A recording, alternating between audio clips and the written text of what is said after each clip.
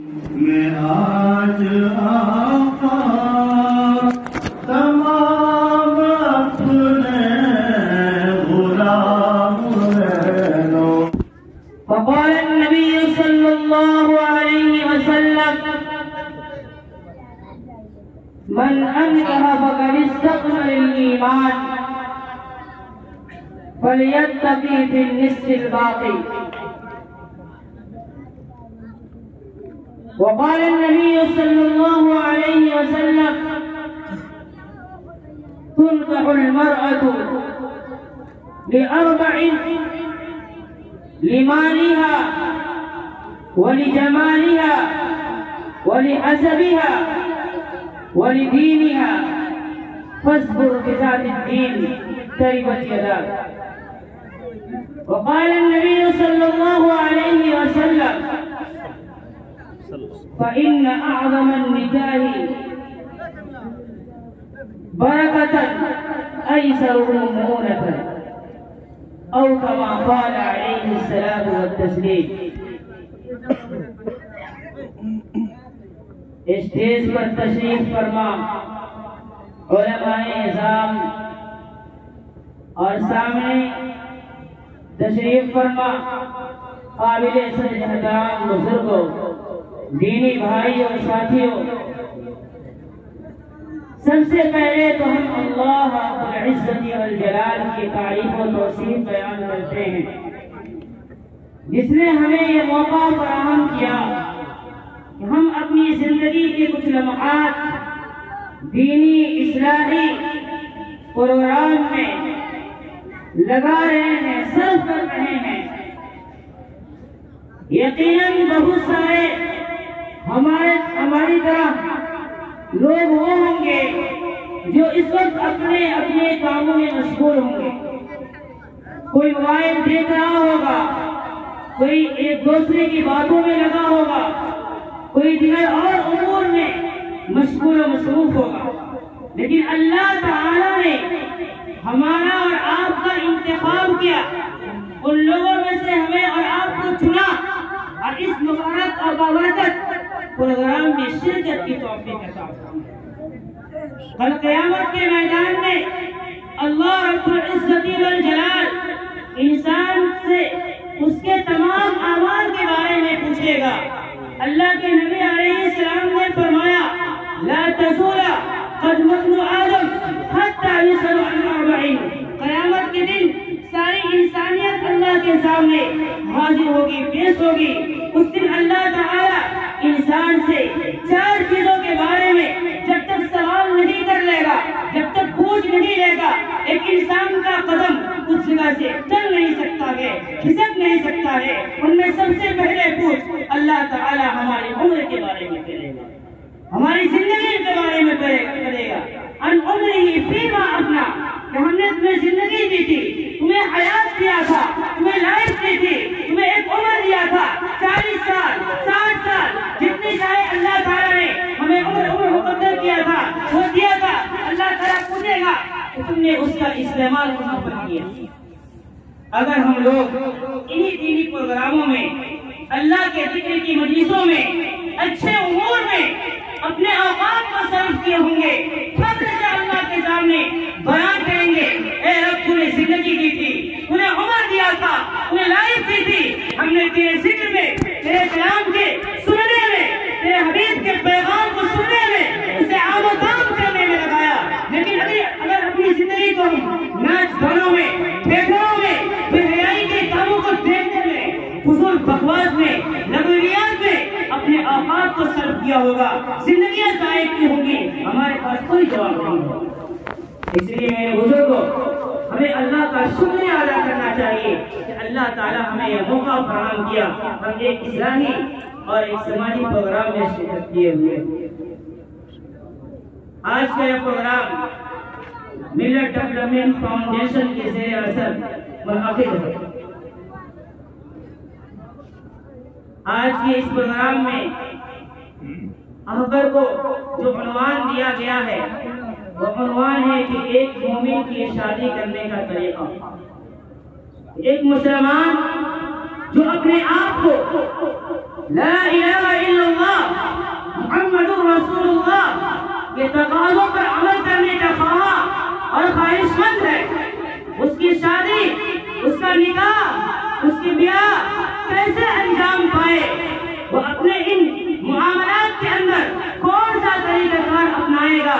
اس دنیا کی فلاح و کامیابی کو پائے گا اور آخرت کی فلاح و کامیابی کو پائے گا۔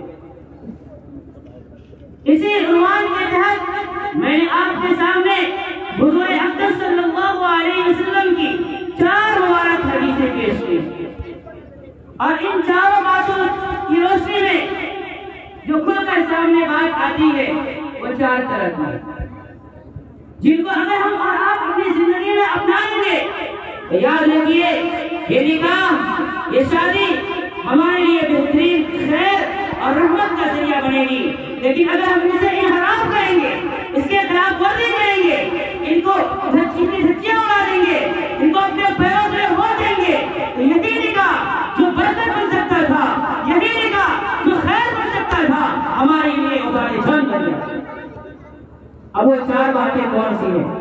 ان میں سب سے پہلی بات، نکاح کی فضیلت و اہمیت کو اپنے ذہنوں میں رکھیں اور ساتھ ساتھ یہ بھی ذہن میں رکھیں نکاح ایک عبادت ہے، نکاح ایک عبادت ہے۔ میرے بزرگوں عمل کے نیت سے سنیں اور ذرا غور سے سنیں، انشاءاللہ اللہ عمل کی توفیق دے گا۔ تو پہلی بات آپ یہ سمجھیں کہ نکاح ایک عبادت ہے اور اس کی فضیلت اللہ کے حبیب صلی اللہ علیہ وسلم نے احادیث میں مختلف طریقے سے بیان کیا۔ آپ کے سامنے جو میں نے اس کے تعلق سے حدیث پڑھی وہ حدیث یہ ہے، من انکح فقد استکمل الایمان، جس نے نکاح کر لیا اس کا ایمان مکمل ہو گیا۔ جب تک نکاح نہیں کیا تھا اس کا ایمان مکمل نہیں تھا۔ اسی لیے عبداللہ ابن عمر رضی اللہ تعالی عنہ جو محی السنت ہے، سنت پر بہت پابندی کے ساتھ عمل کرنے والے ہیں، وہ فرماتے ہیں لا یتم نسک الناس حتی یتزوج، کسی عبادت گزار کی عبادت اس وقت تک مکمل نہیں ہو سکتی ہے جب تک کہ وہ شادی اور بیاہ سے جڑ نہ جائے، جب تک وہ شادی سے جڑ نہ جائے، اس کا کسی عورت سے نکاح نہ ہو جائے، اس کا ذہن کسی طرح مرکوز نہ ہو جائے، مکمل متوجہ نہ ہو جائے، دنیا کی طوفان اور دنیا کے بلاؤں سے وہ محفوظ ہو کر ایک سلح ہو جائے، اس وقت تک اس عابد کی عبادت مکمل نہیں ہو سکتی ہے۔ حضرت طاؤوس بھی بیان کرتے ہیں لا یتم نسک الناس کی حتی یتزوج، کسی عبادت گزار کی عبادت مکمل نہیں ہو سکتی ہے یہاں تک کہ وہ شادی نہ کرے۔ یہ شادی اللہ کے نبی علیہ السلام کی ایک عظیم سنت ہے۔ اللہ کے نبی علیہ السلام نے بیان فرمایا النکاح من سنتی، نکاح میری سنت ہے، فمن رغب عن سنتی فلیس منی، جو میری سنت سے اعراض کرے گا اور یہ سمجھے گا بنا شادی کر کے ہم چھوڑ جائیں جیسے جائے زندگی گزار لیں، یاد رکھو وہ ہم میں سے نہیں ہے، وہ ہمارے طریقوں کے پیروکار نہیں ہے۔ اور ایک اور حدیث سناتا ہوں جس سے آپ کو یہ اندازہ ہوگا کہ نکاح عبادت ہونے کے ساتھ ساتھ کتنی اہمیت کے حامل ہے۔ ایک صحابی ہیں جو ابھی نکاح نہیں کیے ہوئے تھے، مطرف ابن بشیر غالباً ان کا نام ہے۔ اللہ کے نبی علیہ السلام کی خدمت میں آتے ہیں، آپ صلی اللہ علیہ وسلم نے ان سے پوچھا کیا آپ نے شادی کر لی ہے؟ انہوں نے کہا اے اللہ کے رسول ابھی نہیں کی۔ حضور اقدس صلی اللہ علیہ وسلم نے دوبارہ سوال کیا کیا تمہارے پاس کوئی لوٹی کوئی بھاری وغیرہ ہے جس سے تم اپنی خواہش کی تکمیل کر سکو؟ انہوں نے کہا کہ نہیں۔ پھر اللہ کے نبی علیہ السلام نے پوچھا کیا تمہارے پاس میری مرضی برداشت کرنے کی طاقت ہے؟ انہوں نے کہا جی ہے۔ اس کے بعد جو آپ صلی اللہ علیہ وسلم نے جملہ کہا وہ سنیے اور اپنی زندگی میں اسے لائیے۔ آپ علیہ السلام نے فرمایا کہ مردوں میں سب سے بہترین مرد وہ ہے جو شادی شدہ ہے اور مردوں میں سب سے بدترین مرد وہ ہے جنہوں نے شادیاں نہیں کی۔ میں نے بھی شادی کی ہے اور یہ شادی میری بھی سنت ہے اور دیگر انبیاء علیہ السلام کی سنت ہے۔ اس سے آپ اندازہ لگا سکتے ہیں کہ آپ کے سنت نے کتنا سخت بات کہی ہے، کتنا سخت جملہ کہا ہے کہ شادی میرا طریقہ ہے اور سب سے بدترین مرد وہ ہے جو بھی شادی شدہ ہے، جن کی شادی نہیں ہوئی ہے۔ کیوں فرمایا؟ اس لیے کہ جب انسان کے پاس طاقت ہوتی ہے، پوری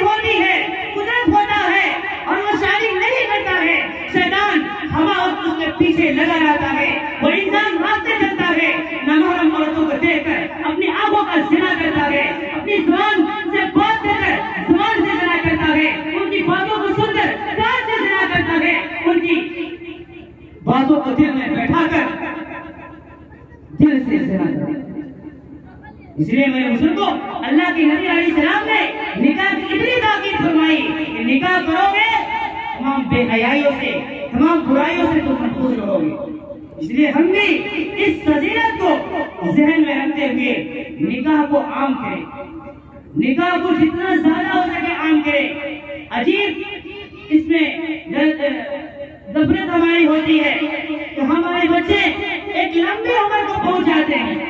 آج کے زمانے میں ایک نوجوان 15 سال سے کم میں 14 سال کے 13 سال کی عمر میں مالک ہو جاتا ہے, لیکن اس کی شادی ہمارے اور آپ کے معاشرے میں 25 سال 26 سال یا اس سے مطلب 30 سال تو عمر میں ہوتی ہے. ذرا آپ غور تو کریں کہ وہ انسان یہ پورا لمحہ بلوغت کے سال سے لے کر یہ 14 سال 15 سال کس طرح میں گزارتا ہے. یاد رکھیے جس طریقے سے بھوک ایک نیچر اور ایک فطرت کی چیز ہے کہ انسان کو جو بھوک لگتی ہے کھانا طلب کرتا ہے, پیاس لگتی ہے پیاس طلب کرتا ہے, ایسے ہی وہ چیز ہے کہ انسان جب اس وقت کو پہنچتا ہے ہاں بچہ ہو یا بچی ہو اس کو وہ چیز محسوس ہوتی ہے. اور کوئی جائز راستہ ہمارے ان گارجینز نے یہ پیرنٹس نے ماں باپ نے اسے فراہم نہیں کیا تو آپ سمجھتے ہیں کہ آج سوشل میڈیا کا زمانہ ہے, بے حیا پورے عروج پر ہے, انسان تنہائی کے لمحات میں جو چاہے چلتا جائے نیٹ کا یوز کرتا ہے اور بے حیائی کا شکار ہوتا ہے. آج کیوں ہمارا نوجوان کوئی کامیاب نہیں ہو رہا ہے؟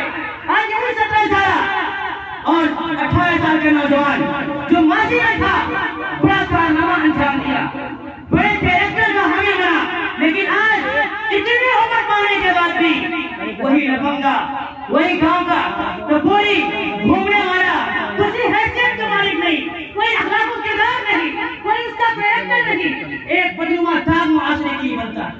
کیوں بنتا؟ اس لیے کہ ہم اور آپ نے ہمارے ان گارجین سے پیرنٹس نے اس بیٹے کے لیے کوئی جائز راستہ طے نہیں کیا, اسے یہی چھوڑا تھا دنیا کی لالچ میں ڈگریاں دلانے کے لیے, گاڑی اور مکانات خریدنے کے لیے بے حیائیوں کے اٹکوں میں پھنسائے رکھا اور حلال راستہ اسے عنایت نہیں فرمایا. یاد رکھیے کل قیامت کا میدان ہوگا ہم اور آپ اللہ کے نبی علیہ السلام کے پیش ہوں گے, کیسے سامنا کرتے ہیں؟ اللہ کے نبی نے اسے اپنی سنت قرار دیا تھا نا, اسے اپنے عمل میں قرار دیا تھا نا, لیکن آج ہم دنیا کی لالچ میں اپنی بیٹوں اور بیٹیوں کو ڈگریاں دلانے کے لیے دنیا کی صدقوں کی لالچ میں لمبی عمر تک چھوڑ دیتے ہیں اور تنہائی میں جا کر نامحرم عورتوں سے نامحرم مردوں سے وہ تعلقات قائم کرتا ہے, کرتی ہے, پوری رات جاری کرتی ہے, مہیائی کو موڑ کر دیکھتی ہے اور آخر رات میں اس حالت میں ہوتی ہے وہ نماز نہ پڑھ سکتی. بتائیے کون خوشی ہوگا؟ کیا ہم اور آپ اللہ کے رسول صلی اللہ علیہ وسلم سے اپنا چہرہ ملا سکتے ہیں؟ یہ ملت ڈیولپمنٹ فاؤنڈیشن کی ایک عظیم محنت ہے کہ شادی اور نکاح کو عام و عام کیا جائے, جتنا زیادہ ہو سکے آسانی کے ساتھ سہولت کے ساتھ معاشرہ کی شادیاں ہو تاکہ عفت کا واطن ہو اور بے حیائی اور ننگناہٹ اور بدکاری جو آج تمام مصیبتوں کا جڑ ہے وہ ختم ہو جائے.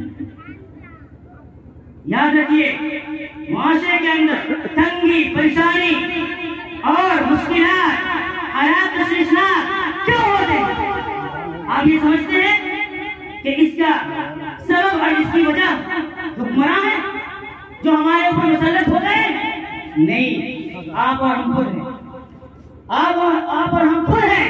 اس کے مجرم قرآن کے زبان میں اس کی روشنی میں میں آپ کو بتاتا ہوں یہ قرآن آج سے 1400 سال پہلے عرب کے اس ریگستان میں اعلان کر کے چلا گیا, ظہر الفساد فی البر والبحر بما کسبت ایدی الناس.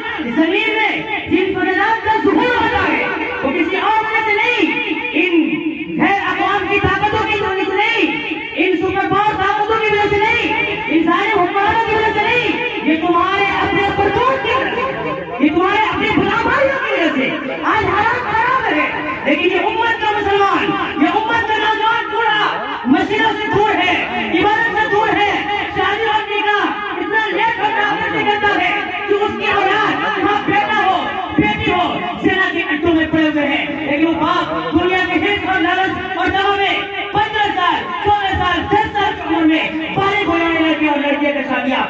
30 سال 38 سال کی عمر میں پڑتا ہے.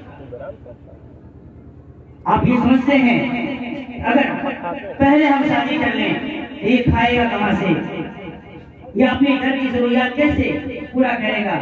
یاد رکھیے یہ شادی فقر و فاقہ کا علاج ہے, یہ شادی غربت کا علاج ہے, تندرستی کا علاج ہے. یہ بات کو آپ یقین کیجئے اور آپ کیجئے. اللہ تعالیٰ نے قرآن میں فَابْتَغُوا کا لفظ استعمال فرمایا ہے جہاں نکاح اور شادی کی ولیوں کو یقین کی ہے کہ تم اس کے ذریعے تلاش کرو روزی کو, رزق کو تلاش کرو. شادی کرو گے ماحول عفت والا ہوگا, صالحیت والا ہوگا, اللہ کی رحمتیں برکتیں انعامات. اس لیے میرے بزرگوں, میرے دوستوں, میرے نوجوان ساتھیوں, اپنے گھروں کے اندر شادی جلد کرنے کی کوشش کریں تاکہ آپ کے بچے اور بچیاں جو بے حیائیوں کے راستوں میں چلے جا رہے ہیں ان کے ایک بہترین جائز اور اچھا ماحول میں عفت کے ساتھ اپنی زندگی گزاریں. یہ پہلی بات. دوسری بات, نکاح میں جتنا کم سے کم ہو وہ خرچ ہو. اس کے لیے میں نے حدیث پڑھی فَإِنَّ أَعْلَمَ النِّكَاحِ بَرَكَةً أَيْسَرُهُ الْخُلَّةِ.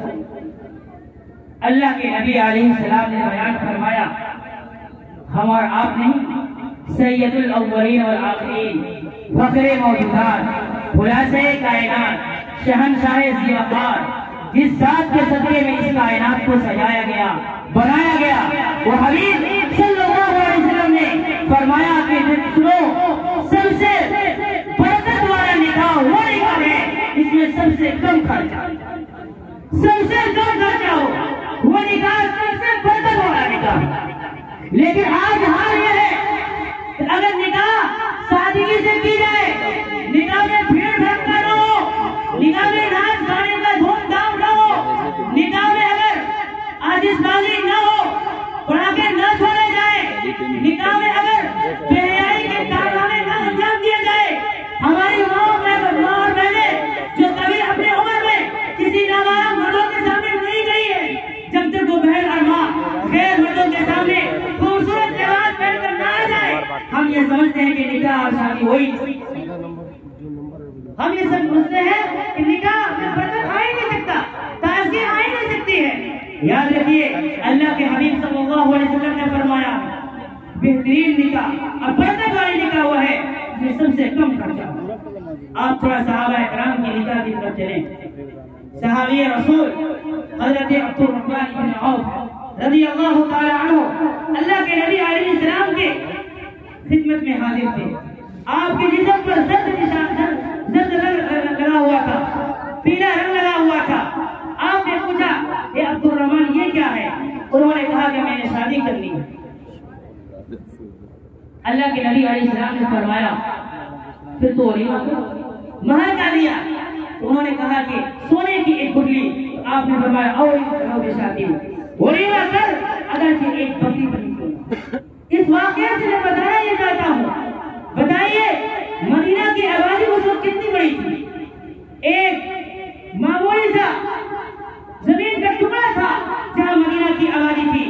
مورخین لکھتے ہیں کہ جتنی جگہ میں آج مسجد نبوی ہے اس زمانے میں پوری مدینہ کی آبادی تھی. لیکن عبد الرحمن بن عوف رضی اللہ تعالی عنہ نکاح کر لیے ہیں, لیکن آپ صلی اللہ علیہ وسلم کو خبر ہی نہیں, آپ صلی اللہ علیہ وسلم کو خبر ہی نہیں. شہنشاہ ذی وقار مدینہ کے سردار اور سرکار ہے عبد الرحمن بن عوف جو اشرے مبشرہ میں سے ہیں, انہوں نے نکاح کر لیا اور آپ صلی اللہ علیہ وسلم کو پتہ ہی نہیں. بتائیے کتنے سال کی نکاح ہوا ہوگا, نکاح میں کتنی سال کی اپنایا گیا ہوگا. لیکن آج ہم اور آپ جس کی کوئی حقیقت اور اصلیت نہیں ہے.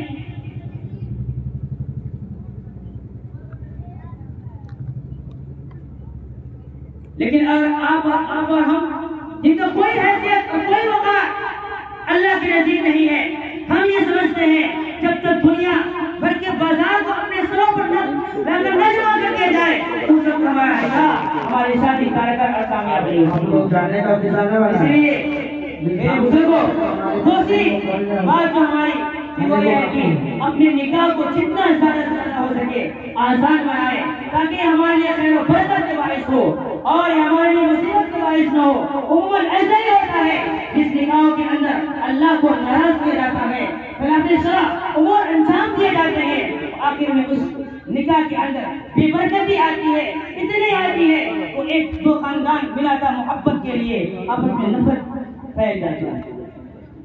تیسری چیز جو میری آخری بات ہے وہ یہ ہے کہ اللہ کے نبی علیہ السلام نے فرمایا کہ شادی کرنے کے سلسلے میں لڑکا یا لڑکی کا انتخاب کرو تو دیندار اور صالح کا انتخاب کرو۔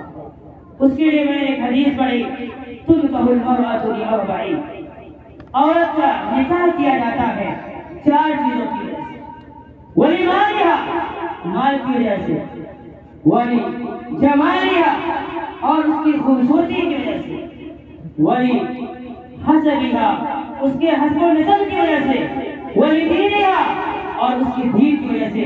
پھر آپ نے فرمایا فانظر بذات الدین، تم دینداری کو لازم پکڑو، وَسَلِمَتْ يَدَاكَ الدین، تیرا ہاتھ پاک آلود ہو۔ جو جملہ ہے جو کبھی ترحمت کہا بھی جاتا ہے اور کبھی ڈاٹ و پھٹکار کے لیے بھی کہا جاتا ہے، لیکن یہاں پہ آپ نے وسلم نے شفقت سے کہا کہ تم دینداری کو نکاح کے اندر لازم پکڑو، تمہاری نکاح برکت والی ہوگی۔ لیکن ذرا ہم اپنے نکاح کو دیکھیں، ذرا ہم اپنے نکاح پر غور کریں تو ہم کو پتہ چل جائے گا کہ ہمارے نکاح میں جو انتخاب لڑکا یا لڑکی کا ہوتا ہے کس بنیاد پر ہوتا ہے۔ یقیناً دین کو کسے کچھ ڈال کر یا تو جمال صرف دیکھا جاتا ہے یا تو صرف مال دیکھا جاتا ہے اور حسب و نسب تو دور کی بات، لیکن سب سے پہلے ہم جو دیکھتے ہیں شادی اور نکاح کے اندر وہ مال۔ بیٹی کا نکاح کر رہے ہیں تو دیکھیں گے لڑکا پیسہ والا ہے یا نہیں، ذرا غور سے سنیے گا، لڑکا پیسہ والا ہے یا نہیں، اور یہ نہیں دیکھیں گے کہ وہ نشے کا عادی ہے، شراب کا عادی ہے، کہاں سے کما رہا ہے، حلال کما رہا ہے یا حرام کما رہا ہے، اس کا نیچر کیا ہے، نہیں، ہم یہ نہیں دیکھتے ہیں، بلکہ وہ صرف پیسے والا ہے، زمین و جائیداد، مال دولت والا ہے، چاہے وہ شرابی ہو، چاہے وہ کبابی ہو، چاہے وہ سنساری ہو، چاہے وہ کچھ بھی ہو، لیکن ہم اپنی اس دختر کا ہاتھ اس کو دے دیتے ہیں جس کو ہم نے چھوٹے سے لے کر اس عمر تک پالا، بڑی حفاظت سے رکھا، دینی مدارس میں اسے تعلیم دی، جو نماز کی بھی پابند تھی، روزے کی بھی پابند تھی، حجاب اور یونیفارم کی پابند تھی، لیکن اپنے لالچ کا شکار سے بناتے ہیں ایک دنیا دار شخص کو جو بے حیا ہے، فاسق و فاجر ہے، جس کی دینی کوئی حیثیت نہیں ہے، اس کے ہاتھ میں اپنے اس نیک دختر کو دے دیتے ہیں۔ ہوتا یہ ہے وہ معصوم نازک دل پہ نازک کمزور دل والی ہے، اس کے پاس جاتی ہے، اپنی تعلیمات کا اثر کچھ دن رہتا ہے، پھر ایک لمحہ وہ آتا ہے تو اس کی زندگی سے نماز بھی جاتی ہے، روزے بھی جاتے ہیں اور وہ تمام کام کرنے لگتی ہے جس کو باپ نے اپنی پوری زندگی اس کو بنا دیا تھا۔ کس وجہ سے کہ اپنی بیٹیوں کے لیے اپنے اچھے لڑکے کا انتخاب نہیں کیا، صرف مال اور دولت کے بیچ میں آ کر اپنی نیک سارے بیٹی کو جس کو دینی اداروں کے اندر پڑھایا، اچھی تعلیم و تربیت سے نوازا، دنیا کے چکر میں آ کر، لالچ اور ڈگری کے چکر میں آ کر اس فاسق و فاجر کے ہاتھ میں اپنی پاکیزہ بیٹی کا ہاتھ دے دیتے ہیں اور آگے چل کے وہ دین سے بالکل بیزار ہو جاتے ہیں۔ پہلے اس کی چہرہ کسی نے نہیں دیکھا تھا، لیکن جب وہ شادی بیاہ میں آتی ہے بالکل عریاں لباس میں آنکھیں شرمسار ہو جاتی ہے۔ میرے بزرگوں، ذرا احساس کے لیے سے آپ سمجھے، کیا ہمیں اللہ کے نبی صلی اللہ علیہ وسلم سے سامنا نہیں کرنا پڑے گا؟ کیا اللہ کے سامنے ہمیں حساب نہیں دینا پڑے گا؟ اللہ تعالیٰ نے آپ کو ذمہ داری دی تھی اپنی اولاد کو پوسو پالو اور اس عمر کے پہنچ جائے جب وہ شادی کرنے کے ہو تو کوئی دیندار لڑکا دیکھ کر اس کی شادی کرے، لیکن ہم نے دنیا کے چکر میں اپنی بیٹی کو برباد کیا۔ ایسے ہی ہم لڑکی کی شادی کرتے ہیں تو انتخاب یقیناً ہوتا ہے پہلے نمبر پہ حسن ہونا بھی چاہیے، لیکن ہم دینداری کو تو سے پوچھ جاتے ہیں، مال دولت کو اوپر لاتے ہیں کہ اپنے لڑکے کا نکاح وہاں کریں گے جہاں پر پیسے ملیں گے، گاڑیاں ملیں گی، ہر چیز ملیں گے، کپڑے ملیں گے، میرے بزرگوں اور دوستوں، پھر وہ لڑکی آپ کے گھر میں آتی ہے جو آپ کے خیالات کے مطابق کی صفات کے حامی ہوتی ہے. آپ کا جہنم آپ کا گھر جنت نہیں بنا، جہنم نہیں بنائے گی تو جنت بنائے گی. یقیناً جس حضرت کے وہ مالک کی وہی حضرت آپ کے گھروں میں انجام دے گی کہ آپ اپنے گھروں میں سکون تلاش کریں. یہ کام خیالی ہے. اس لیے میرے بزرگوں اور دوستوں، میرے نوجوان ساتھیوں جو یہاں پر بیٹھے ہیں، وہ سب عہد کریں، تہیہ کریں، اپنے نکاح اور شادی میں سنت کو پہلے نمبر پر رکھیں گے، دینداری کو پہلے نمبر پر رکھیں گے. ہاتھ اٹھا کر بولیے رکھیں گے انشاءاللہ. اللہ عمل کی توفیق عطا فرمائے. وآخر دعوانا الحمدللہ رب العالمین.